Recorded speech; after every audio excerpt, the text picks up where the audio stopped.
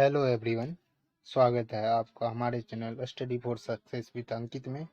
आज हम इस वीडियो में बात करने वाले हैं हड़प्पा सभ्यता के बारे में, जहां से बहुत ही ज़्यादा सवाल पूछे जाते हैं किसी भी कम्पिटिटिव एग्जाम में।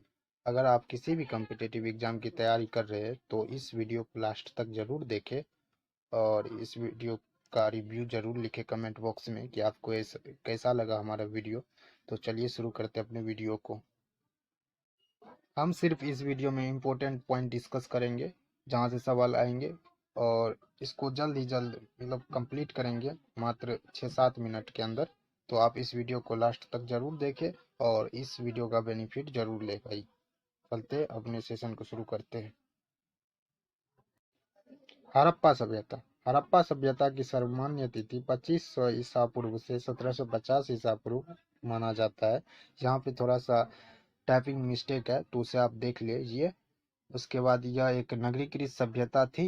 हड़प्पा सभ्यता का विस्तार हम देख लेते हैं कि उत्तर में मांडा, दक्षिण में देमाबाद, पूर्व में आलमगीरपुर तथा पश्चिम में सुतकांगेडोर।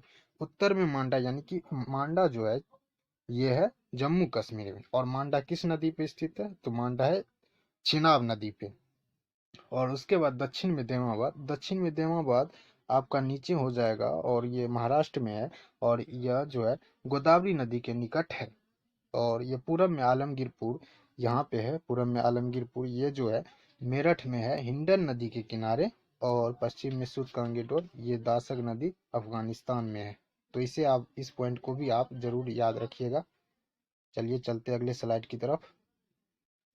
अब हम इसके नगर निर्माण योजना के बारे में देखेंगे कि हड़प्पा सभ्यता का नगर निर्माण योजना कैसा था। तो यहाँ की सबसे प्रमुख विशेषता यही थी कि इसकी नगर निर्माण योजना, यहाँ पे नालियों जो थी सुविकसित अवस्था में थी। मतलब पानी, अगर बारिश हो भी जाए तो यहाँ पे पानी नहीं लगता था सड़क पे। लेकिन आज के समय में तो आप जानते ही हैं कैसा है हमारे सिस्टम का हाल। तो सब बातों को छोड़िए, चलते अपना थी पॉइंट पे, सीधे पॉइंट पे। तो नगर ग्रिड पट्टी पर बसे हुए थे तथा सड़क एक दूसरे को सड़क समकोण पर काटते थे, ऐसे काटा जाता था सड़क।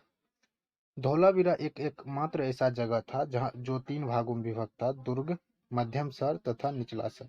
और धौलावीरा शहर को छोड़कर और सभी जो शहर थे वे 2 ही भागों में विभक्त थे, एक था दुर्ग और एक था निचला शहर। दुर्ग पे व्यावसायिक वर्ग का प्रभुत्व रहता था जो शासन को भी चलाता था उस समय, और नीचे में रहते थे मजदूर या कामगार लोग। तो इस पॉइंट को भी आप ध्यान में रखिएगा।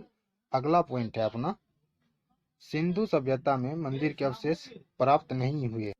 सिंधु सभ्यता में मंदिर के अवशेष प्राप्त नहीं हुए। इस पॉइंट के आने के चांसेस बहुत ज्यादा है कि सिंधु सभ्यता में कितने मंदिर के अवशेष प्राप्त हुए, तो एक भी मंदिर के अवशेष प्राप्त नहीं हुए हैं। कालीबंगा से हमें क्या मिलता है? कालीबंगा शालिकृत ईंट तथा लकड़ी के साक्ष्य मिले हैं, तथा इसके साथ साथ यहाँ पे जुते हुए खेत का भी साक्ष्य मिला। तो इस पॉइंट को भी आप याद रख ले। मोहनजोदड़ो से विशाल स्नानागार मिले हैं जिसकी लंबाई जो थी 11.08 मीटर, चौड़ाई इसकी 7.04 मीटर और गहराई थी 2.43 मीटर। तो आप इस पॉइंट को भी याद रखें। चलते अगले स्लाइड की तरफ। और आप इस चित्र को भी देख पा रहे हैं कैसा था नगर निर्माण व्यवस्था, देख लीजिए आप। कितनी उन्नत किस्म की थी नाली की व्यवस्था। ये नाली है, कितना आसानी से पानी निकला जा सकता है यहाँ से, आप खुद ही देख के बता सकते हैं। चलते हैं अगले स्लाइड की तरफ। अगर आप अगर आपको यह वीडियो पसंद आ रहा है तो हमारे वीडियो को लाइक कर दे और हमारे चैनल को सब्सक्राइब कर ले।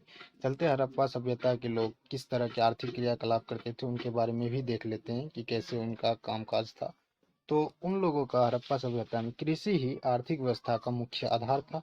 उसके साथ साथ पशुपालन भी था, लेकिन कृषि सबसे ज्यादा था।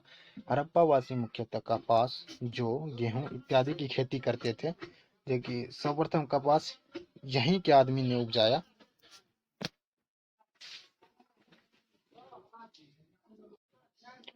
हड़प्पावासी मुख्यतः कपास, जौ, गेहूं इत्यादि की खेती करते थे। सर्वप्रथम कपास अगर दुनिया में किसी ने उपजाया था तो वो था हड़प्पावासी। हड़प्पावासी ने ही सर्वप्रथम कपास को दुनिया में पहले पहले उपजाया। और लोथल से गोदीबारा, यानी कि गोदीबारा मतलब डॉक यार्ड, जो बंदरगाह बोलते हैं उसको, जहाँ से व्यापार के साक्ष्य मिले हैं। हमारा जो हड़प्पा सभ्यता का जो व्यापार होता था मिस्र की सभ्यता के साथ भी हुआ करता था। इस बात को भी आप याद रखें। हड़प्पा सभ्यता में वस्तु विनिमय प्रणाली प्रचलित थी, यानी कि एक वस्तु देने के बाद आप दूसरी वस्तु दे सकते थे। और आप इस तरह से चित्र देख रहे हैं, कृषि कैसे किया जाता था, गेहूं की खेती किस तरह से किया जाता था। चलते अगले स्लाइड की तरफ। अब हड़प्पा सभ्यता में सामाजिक तथा राजनीतिक जीवन किस तरह से चलता था, तो उसे भी आप देख लीजिए। समाज मातृसत्तात्मक थी, मतलब माता के नाम पे ही कुछ किया जाता था। पिता अभी के जैसे प्रति प्रधान समाज नहीं था, माता के नाम पे ही सब कुछ चलता था। समाज पर बनिए वर्ग का प्रभुत्व स्थापित था, मतलब जो व्यापारी था वही मतलब यहाँ के प्रशासन को भी देखा करता था। मृतकों के लिए आंशिक समाधिकरण, पूर्णतः समाधिकरण तथा दाह संस्कार तीनों व्यवस्था प्रचलित थी। लोथल तथा कालीबंगा से युग्मित समाधान के मिले, जिससे सती प्रथा होने का प्रमाण मिलता है। ये आप देख लेते हैं कि जोहर किस तरह से किया जाता है। सती प्रथा यहाँ पे देख लीजिए, यह है सती प्रथा का चित्र, यहाँ पे युग्मित समाधान मिले। अब चलते अगले स्लाइड की तरफ। हड़प्पा सभ्यता में धार्मिक मान्यता क्या क्या थी, उसे भी हम देख लेते हैं। हड़प्पावासी धरती को उर्वरता की देवी मानकर उसकी पूजा किया करते थे। सिंधु सभ्यता में वृक्ष पूजा तथा पशु पूजा भी प्रचलित थी। स्वास्तिक का चिन्ह हड़प्पा सभ्यता की ही देन थी। भगवान शिव की पूजा की जाती थी। भगवान शिव के नंदी यानी कि कुबड़ वाले सांड की भी विशेष महत्व था यहाँ पे। लोथल और कालीबंगा से अग्नि वेदिकाएं प्राप्त हुई है। आप भगवान शिव की तस्वीरें देख सकते हैं, ऐसे हैं हमारे भगवान। और इनके उस समय भी पूजा की जाती थी और आज के समय भी पूजा की जा रही है और आने वाले समय में भी पूजा की जाएगी। इतना तो आप ध्यान में रखिएगा, नहीं तो दुनिया कहाँ का कहाँ जाएगा भाई, समझ ही सकते हो। अब हम देख लेते हैं लिपि और मोहर के बारे में, कि उस समय लिपि और मोहर किस तरह से थे। ये आप मृदभांड की तस्वीरें देख रहे हैं, मोहरे हैं और ये नर्तकी है जी जी, जो बहुत फेमस है।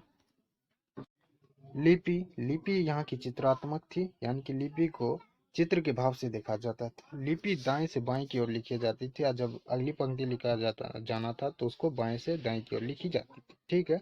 उसके बाद मोहरा पर इसे जो लिपि लिखा जाता था उस जो पद्धति को कहा जाता था उसे कहा था वुड स्टोन शैली। उसके बाद मोहरा मोहरा जो था वर्गाकार शैली का था और यह मुख्यतः सेल खड़ी का बना होता था। सेल खड़ी कहाँ से मंगाया जाता था, तो ये मंगाया जाता था सौराष्ट्र से। ठीक है। और यहाँ से पक्की मिट्टी के भी मूर्ति प्राप्त हुए हैं, आप देख ही पा रहे हो।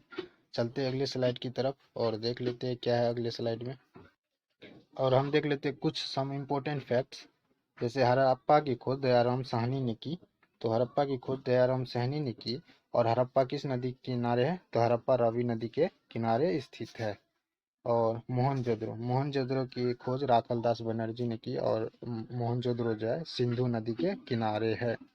हड़प्पा एवं मोहनजोदड़ो को जुड़वा राजधानी कहा जाता है। यह किसने कहा था, यह भाई पिग्गट ने अपना कहा था। पिग्गट नामक एक विद्वान था जिन्होंने हड़प्पा एवं मोहनजोदड़ो को जुड़वा राजधानी कहा। सिंधु सभ्यता के लोग तलवार से परिचित नहीं थे, ये बात भी आप ध्यान में रखिएगा। और सिंधु सभ्यता का प्रथम पालतू पशु कौन था, कुत्ता था।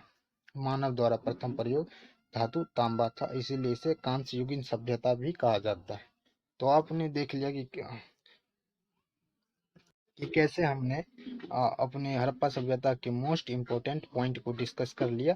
अब हमें लगता है कि यहाँ से बाहर सवाल नहीं जाएंगे, अगर चाहते भी हैं तो यहाँ से बाहर तो नहीं जाएंगे, आप समझ ही लो।